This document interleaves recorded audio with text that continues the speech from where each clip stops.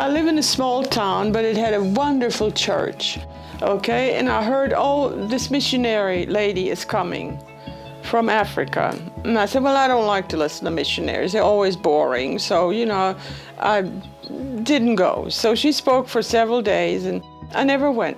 And they said, Barbara, you've got to go. And then two people came up to me and they said, well, the Lord spoke to me and said, you're supposed to write her a book. I said, well, the Lord didn't speak to me. If he wants me to do it, he can talk to me.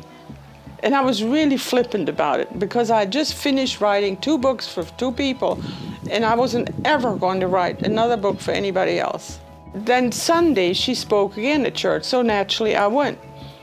And after she was finished, I said, wow, she really isn't boring at all. This was great. But I still didn't want to write her a book. I walked up to her and she said, and what is your name? I said, Barbara Martin. She said, oh, you're the one that's going to write my book. And I said, yeah, well, in a pig's eye, I'm not. So, and I said, why do all these people say I don't want to write any more books? But I went home and I said, okay, Lord, this is the deal. I will write her book, and I'm not going to do it for free because I don't want to do it in the first place. I don't know that it's you. But if it is you, I said, I want you to pay me for it. I don't want it to cost the ministry 1 penny, but you make a way that I get paid, but it doesn't cost the ministry anything. And I knew God couldn't do that. That's why I said that. I said, oh, good, that'll get me out of it, see? And instantly, the thought came, well, why don't you let the ministry charge $1 more and you get the dollar that they charged more? I said, oh, darn, now I have to write the book. So he answered instantly. And it was the most wonderful experience. Well, I really didn't know Carol at all. I met her afterwards several times. And then she went back to Africa. And then she said, well, she sent an email. In the email, in an attachment, was an audio tape. And she told the stories. And then I wrote the stories down. And it was one of the most wonderful, blessed time. What amazes me is, with all my hesitation, there wasn't 1 ounce of faith involved. It was just, Lord, you do this and then I'll do it. And still, he has blessed the book, and it turned out wonderful. But there was one time, and then, this is Mom Carol, as they call her here. You see, her writing style was different, and then she turned it into a teaching book. And I'm a journalistic style writer. I said, this is going to reach people. They don't want a teaching. They want what God has done. They want dramatic stories. And that is how it ended up. And they are all dramatic stories. And I deleted all the teaching. I called it preaching. I said, let's get out of it. They took them 3 years. I said, I will write it so that you can use it as a tool to raise funds. They didn't do it for 2 or 3 years. And I was very frustrated.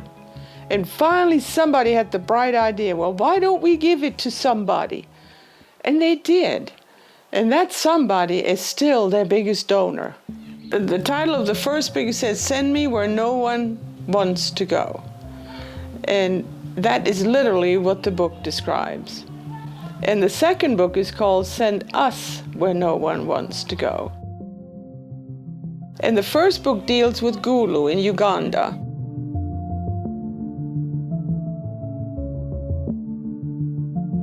The second book deals with Juba in South Sudan. So it is a continuation of the first book. And so I had not kept in touch with Carol at all. It's been 7 years and I never heard from him. And so I said, well, that's fine. They own the rights to the book. It's not mine. So I had no contact at all. And I was in a very bad place last year. And the Lord had told me to give up everything. Don't do anything. Just for 4 months I sat at home. And I railed. I said, God, why are you doing this to me?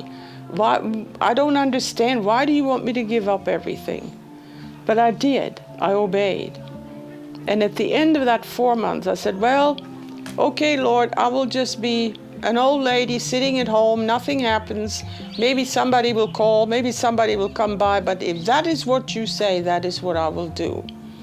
And it was the very next week I get the phone call, would you be interested in writing the second book? I said, yes! So to me, it is astounding how God speaks to me very clearly, without a doubt. I know it's God, that's the way it is.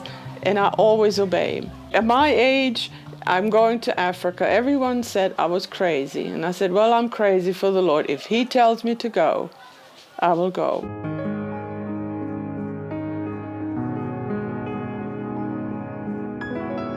Another one of my books, I go into the throne room and I tell about those experiences. And one experience was, I go walk in the garden with Jesus, and this is all in the spirit, and it's very, very real.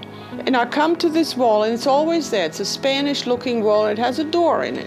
And one day I said, Lord, what's behind that door? And the Lord just does that. He waves his hand, and the wall disappears. And there it is. I said, oh, this is not very nice.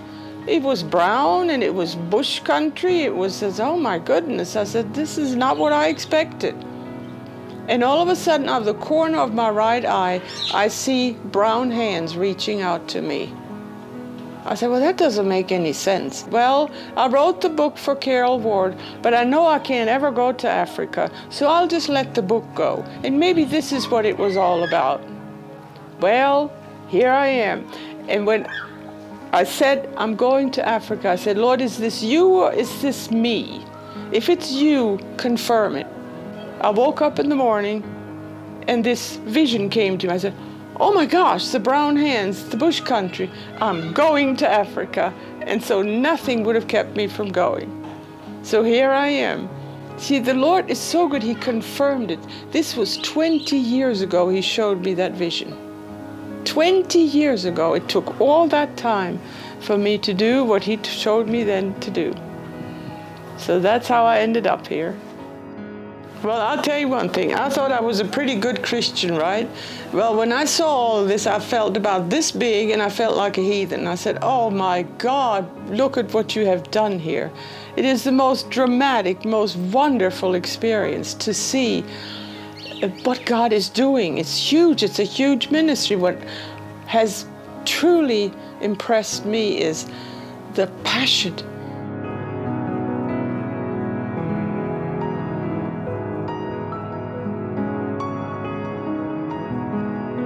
The reality of their faith, the people's faith. Even the gift girls, I mean, these are young women, young girls. And the way they pray, the way they believe, that their faith it's astounding, just astounding. I have never, ever seen that anywhere. And so this is God ordained. And it still makes me feel, why would you send me here? I have nothing to give, because they have you, God. They have everything. Why would you send me here? I have no idea. But he did. And I think he sent me here to see what real faith is like. And I thank him for it. And I am stunned at what I'm experiencing. And I just have one wish. I wish the Lord would have let me come here before I wrote the books. But he didn't. And I think I could have done a much better job.